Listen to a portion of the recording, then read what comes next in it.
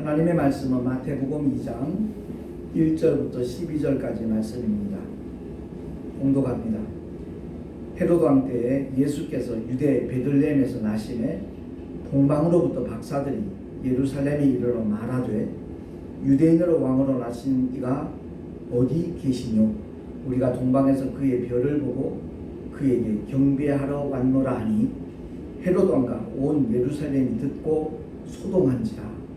왕이 모든 대제사장과 백성의 서기관들을 모아 그리스도가 어디서 나겠느뇨? 물으니 가로되 유대 베들레헴이오니 이는 선지자로 이렇게 기록된 바. 또 유대 땅 베들레헴아 너는 유대 고을 중에 가장 작지 아니하도다.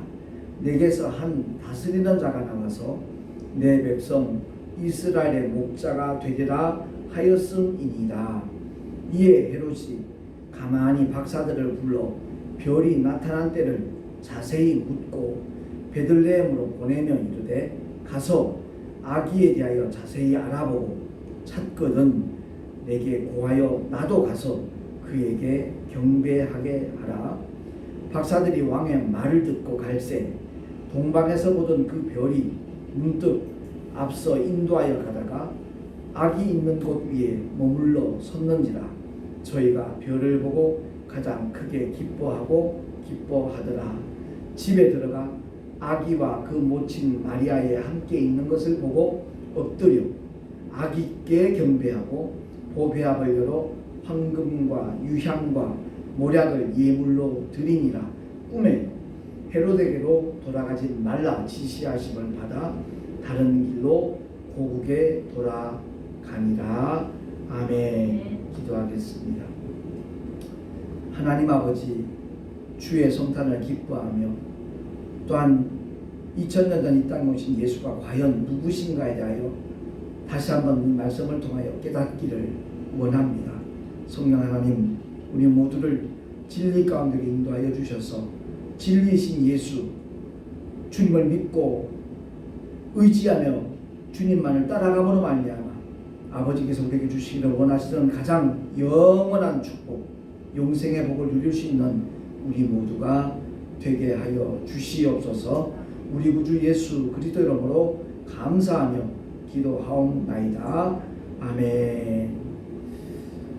2000년 전 이 땅에 오신 예수, 그 주님은 아버지의 뜻을 따라서 아버지의 계획대로 이 땅에 오셨다는 것을 성경은 말씀을 하고 있습니다. 선지자를 통해서 하나님께서 미리 말씀을 하셨거든요. 그 말씀대로 주님은 이 땅에 오신 겁니다. 주님은 유대 베들레헴에 탄생을 하셨습니다. 왜냐하면 생명은 떡으로 오시기 때문에 그렇습니다. 이제 이따가 성찬식을 하겠지만 우리가 먹는 작은 떡 한 조각이 생명의 떡이신 예수의 살이고 몸이라는 것을 우리가 알고 그 주님을 기념할 때 정말 예수 안에 있는 아버지의 영원한 생명이 우리에게도 확증된다는 것을 알고 주님의 살과 피에 참여하는 복된 자가 될 수 있기를 소망합니다. 그래서 예수님이 이제 이 땅에 오셨을 때 동방 박사들이 별을 보고 따라오다가 자기들의 생각이 이제 앞선 거죠. 유대인을 왕으로 오니까 당연히 왕궁에 있을 것이다. 그래서 헤롯궁으로 향하여 갔거든요.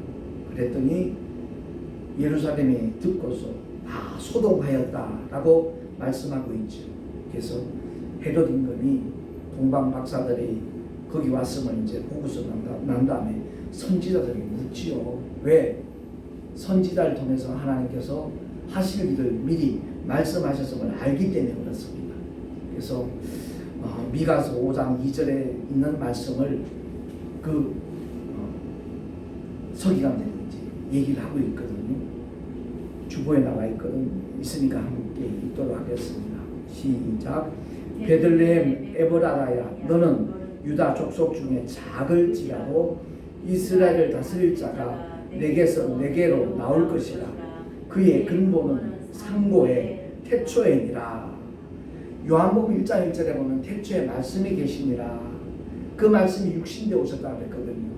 이를 가리켜 신학적인 용어로는 성육신, 인카네이션 이렇게 말하고 있는데 그렇습니다.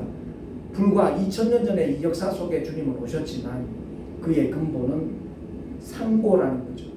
가장 오래된 그야말로 태초에 계신 하나님의 독생자라는 것을 성경은 말씀을 하고 있는 겁니다. 그래서 우리가 성탄절을 맞이할 때마다 예수 그리스도 그가 누구신가를 바로 알고 성탄절을 맞이한다면 하나님께서 얼마나 기뻐하실까. 그리고 그 예수를 바로 아는 자들에게 하나님께서 부어주시는 기쁨과 평강과 영원한 축복은 얼마나 아름다운 것인가 하는 것을 알고 그야말로 기뻐하며 즐거워하며 주님 앞에 영광을 돌릴 수 있을 텐데 하는 그런 마음을 저는 성탄절이 돌아올 때마다 그런 마음이 느껴지더라고요. 그래서 빌립보서 2장 6절 정도 사도 바울이 고백한 것과 똑같이 그는 근본 하나님의 본체시나 하나님과 동등됨을 취할 것으로 여기지 아니하시고 오히려 자기를 비워서 종의 형체를 가졌고 사람들과 같이 되었다라고 바울은 그렇게 증거하고 있지 않습니까? 그렇습니다. 예수님이 보이지 아니하시는 하나님의 보이는 형체로 이 땅에 오신 겁니다. 하나님의 영이시기 때문에 우리가 볼 수도 없고 만질 수도 없어요. 그래서 하나님께서 그 품속에 있는 독생자를 이 땅에 보내신 이유는 육신을 통하여 인류의 모든 죄를 짊어지시도록 우리의 연약함과 우리의 질고까지도 전부 다 주님이 담당을 하시고 더 중요한 가장 문제의 근원이 되는 죄의 문제까지 십자가 위에서 피 흘려 죽어 주심으로 말미암아 인류의 모든 죄를 사하시기 위해서 하나님께서 그렇게 뜻을 세우셨고 그 뜻을 이루기 위하여 하나님의 독생자는 이 땅에 오셨다라는 사실입니다. 그래서 오늘 말씀을 통해서 이틀 전에 우리가 성탄절 예배도 드렸지만 이 동방박사들이 주님을 찾아와서 주님께 드렸던 그 예물에 대하여 우리가 다시 한번 살펴보는 가운데 예수 그는 과연 누구신가 하는 것을 바로 이렇게 점검할 수 있는 알 수 있는 그런 시간이 되기를 바랍니다. 분명히 오늘 본문에 보면 11절 한 번만 합독을 하겠습니다. 시작. 집에 들어가 아기와 그 모친 마리아에 함께 있는 것을 보고 엎드려 아기께 경배하고 보배압을 열어 황금과 유향과 모략을 예물로 드리니라. 아멘. 누구께 경배했다고요? 아기께 경배하였다라고 성경은 말씀하고 있는 겁니다. 그렇습니다. 비록 어린아이의 모습으로 이 땅에 오셨지만 그는 바로 하나님이시다라는 것을 동방박사들이 알기에 그래서 아기께 경배를 한 겁니다. 성모 마리아에게 경배한 게 아님을 분명히 알아야 되고요. 뿐만 아니라 보배압을 열어서 황금과 유향과 모략 역시도 바로 아기 예수께 예물로 드렸다는 것을 성경은 증언하고 있는 것입니다. 그래서 황금이라고 하는 이 예물은 임금들에게 드리는 예물이거든요.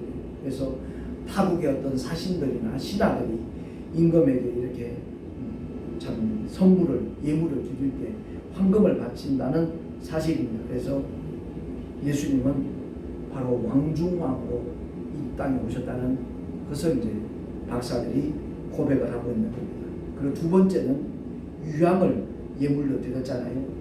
대제사장들이 백성의 죄를 위한 번제를 행할 때 사용하는 것이 유향입니다. 그래서 하나님 아들 예수 그리스도는 바로 세상에 오신 대속죄일 지성소의 대제사장님을 그들은 고백을 하고 있는 겁니다. 그렇습니다. 저희들이 성탄을 맞이할 때마다 정말 주님은 우리의 모든 죄를 대속하시기 위한 대제사장으로 이 땅에 오신 우리의 구세주임을 알고 그 주님을 정말 높이고 섬기며 증거할 수 있는 믿음의 자세가 있다라면 주님은 그 삶을 그야말로 기뻐하시고 인정하시고 축복해 주실 줄로 믿습니다. 그리고 세 번째 드린 예물이 바로 모략입니다. 예수께서 비록 십자가에 달려 죽으시지만 결코 썩지 아니할 것을 미리 예표하는 예물인 것입니다.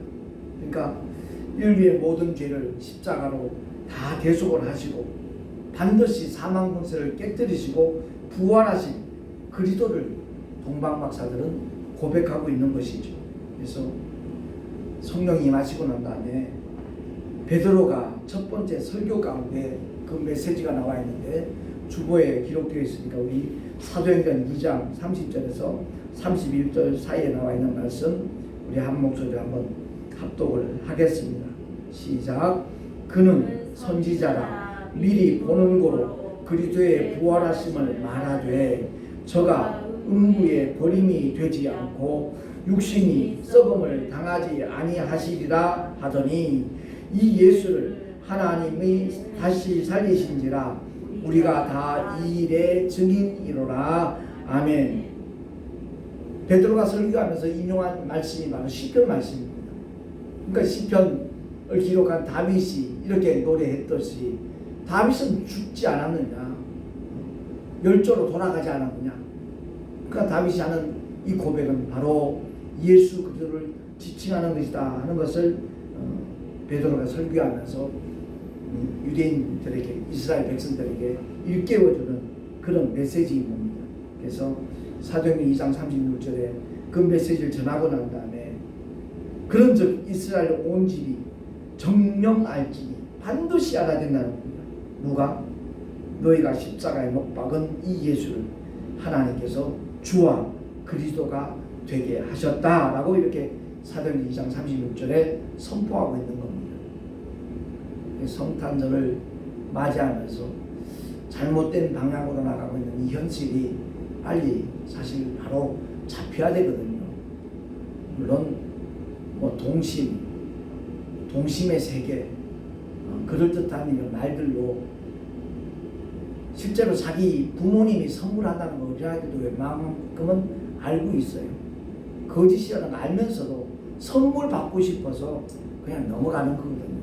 이 잘못된 이 풍토, 이 관습이 저는 정말 빨리 깨졌으면 좋겠다는 간절한 마음이 있습니다. 오직 하나님께서 우리에게 주시기를 원하시는 가장 큰 선물, 가장 영원한 선물은 예수 그리스도밖에 없다는 것을 일깨워 준다면 오히려 복음화는 더 빨리 아름답게 펼쳐지지 않겠는가 하는 개인적인 그런 바람이 저에게는 있습니다. 그렇습니다. 일반적인 어떤 생일을 축하하는 1년에 한 번씩 돌아오는 그 날을 기념하는 날이 크리스마스가 아니라는 거죠. 바로 메시아로 오신 그 주님을 경배하는 날이, 최상의 영광을 돌리는 날이, 그야말로 성탄 예배를 통해서 많은 사람들에게 이 기쁜 소식이 전하여질 수 있도록 하는 그런 성탄절의 방향으로 바뀌어진다면 하나님께서 기뻐하실 것이고 그 일에 참여하는 모든 자들을 하늘 문을 여시고 우리 하나님께서 신령한 복과 은혜로 부어 주실 줄로 믿습니다. 2000년 전 베들레헴 땅에 오신 예수, 그 주님을 별을 보고 찾아왔던 동방박사들이 드렸던 이 예물의 의미가 무언가를 우리가 바로 알고 정말 하나님을 경배하며 예배할 때마다 찬양할 때마다 그분이 누구신가를 바로 알고 예배할 수 있는 저와 여러분이 되어질 수 있기를 예수 이름으로 축원합니다. 기도하겠습니다. 거짓된 세상에 거짓된 방법으로 살아가는 인생들이 얼마나 많은지 모릅니다. 헤롯 임금이 동방박사들에게 했던 얘기 역시도 실상은 아기 예수를 죽이기 위함이지 가서 경배하기 위함이 아니라는 것을 하나님은 아시기에 동방박사들에게 돌아가지 말고 다른 길로 갈 수 있도록 지시하셨음을 성경은 말씀하고 있습니다. 우리 모두가 다 모든 거짓의 아비인 마귀에게 더 이상 속지 않게 하시고 정말 영원한 진리신 우리 주님을 대변하는 하나님의 사람들로 살아가는 그리스도인들이 더욱더 많아질 수 있도록 성령께서 친히 인도하여 주시옵소서. 온전히 주님께 의탁하고 우리 구주 예수 그리스도 이름으로 감사하며 간절히 축복하며 기도하옵나이다. 아멘.